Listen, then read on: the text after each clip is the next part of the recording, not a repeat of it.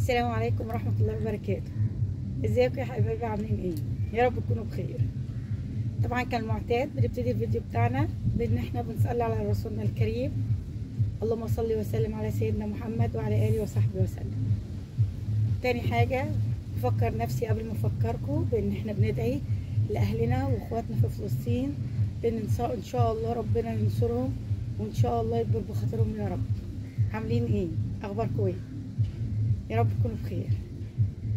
النهارده بقى جايه حاجه كده بوزيتيف انرجي، ان احنا لازم من وقت للتاني نعملها، ان احنا نعمل تغيير، اي تغيير، ناخد كده اجازه، نريح من كل حاجه، نفصل، نهدى، الكلام ده كله. الاجازه دي مش شرط ان احنا نكون يعني مثلا بنشتغل، لا، احنا ممكن نكون ربات منزل، ستات بيوت ما بنشتغلش، بس برضو محتاجين ان احنا من وقت للتاني نفصل، نجدد علشان نرجع بكل نشاط وحيوية.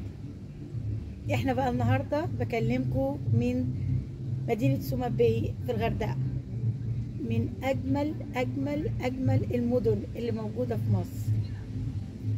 مش شرط ان احنا نعمل تغيير ان احنا مثلا نسافر بره او نعمل حاجة جامدة او الكلام ده كله، لا، في اماكن بجد والله جوه مصر تستاهل ان احنا نروح ونتفرج عليها ونتمتع بجمال بلدنا فيها اماكن حلوه قوي قوي، تستاهل ان احنا نروحها ونتفرج عليها، وان الجمال ده من حقنا ان احنا كمصريين نتمتع بيه زي ما الاجانب بيجوا من كل مكان في العالم عشان يتمتعوا بالجمال بتاعنا.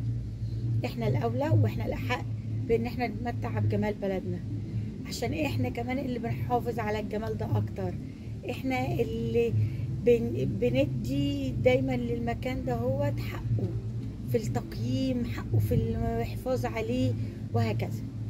تعالوا بقى افرجكم على بعض الاماكن او بعض المناظر الجميله اللي موجوده في القريه اللي احنا نازلين فيها. خليكم معايا وانا هفرجكم على حاجات حلوه. هنا بقى احنا كنا وصلنا القريه خلاص، ده بقى المدخل بتاع القريه زي ما انتم شايفينها. بصوا المدخل ما شاء الله واسع، الخضره كتير، الهواء هناك كان حلو، برغم ان البحر الاحمر معروف ان هو مشتى مش مصيف تماما، بس لا، بس كان الجو حلو، كان يومين حلوين بجد والله. كل ما المدخل بيبقى واسع كده بيديك راحه وبيديك انطباع حلو عن القريه او عن الفندق اللي انت نازل فيها. اتفرجوا بقى على الشكل بتاعها. تعالوا بقى ندخل جوه ونتفرج على القريه من جوه، خليكم معايا. ده بقى منظر القريه من جوه. القريه عباره عن حاجتين، يا اما تاخد غرفه في الفندق ذات نفسه، يا اما تاخد شاليه. الشاليه من جوه بيتكون مثلا في شاليه من اوضه واحده، في شاليه من اوضتين، حسب انت وعدد اسرتك قد ايه. الشاليه طبعا مجهز جوه بالحاجات العاديه، اللي هو مثلا سرير واحد او سريرين، التلاجة الصغيره، الحاجات دي كلها. تعالوا بقى اخدكم البحر.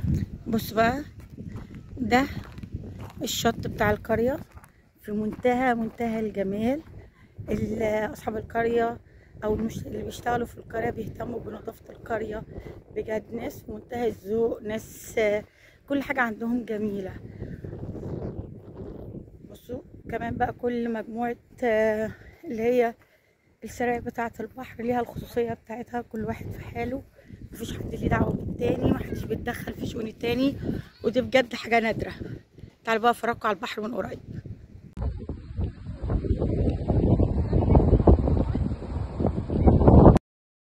بصوا بقى شكل المية، سبحان الله. بصوا لون المية تحفة، والموج هناك موج هادي، هو حركة الموج ضعيفة، مش يعني موج جامد، لا، وامان، ونمشي في المية كتير برضو ما نوصلش لحتة غريقة ولا الكلام ده كله. بصوا بقى، دي القرية بقى خلاص، الدنيا بالليل كده اهوت. بصوا الجمال، حاطين بقى ترابيزات والكلام ده كله، بحيث اللي مش عايز يروح بقى المطعم يتعشى في سناكس هنا بقى، سندوتشات خفيفة مع مشروبات، يجوا بقى يسهروا والكلام ده كله. ايه رأيكم بقى في الجمال ده؟ تحفة بجد والله. المنظر بالنهار تحفة، والمنظر بالليل برضو تحفة بجد. احنا نستاهل ان احنا نتمتع بجمال بلدنا، بدل ما احنا مبهورين بالبلاد اللي بره والكلام ده كله.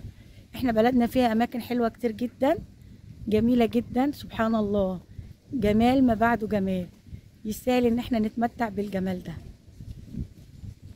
فكروا قبل ما اي حد يفكر ان هو يروح في اي مكان بعيد عشان يسافر وما اعرفش ايه. لا، بلدك فيها اماكن حلوه كتيره جدا، تعالى اتفرج عليها وتمتع بيها. مش سوما باي بس، ولا الغردقه بس، ولا شرم بس، لا لا لا، ده احنا عندنا اماكن في منتهى الجمال. تعالوا اتفرجوا عليها بدل ما الاجانب هم اللي بيجوا بيتمتعوا بالاماكن وبالجمال ده كله.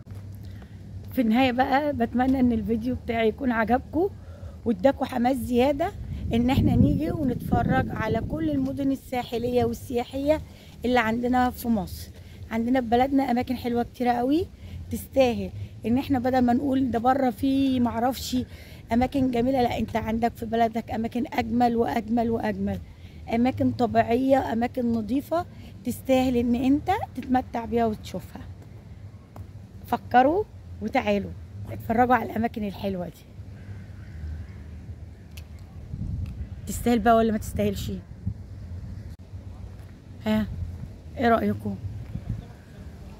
تحفه والله، جميله جدا. في الاخر اتمنى ان يكون الفيديو بتاعي عجبكم، وتكتبوا لي في تعليقاتكم هتروحوا تقضوا الاجازه بتاعتكم فين. سلام عليكم.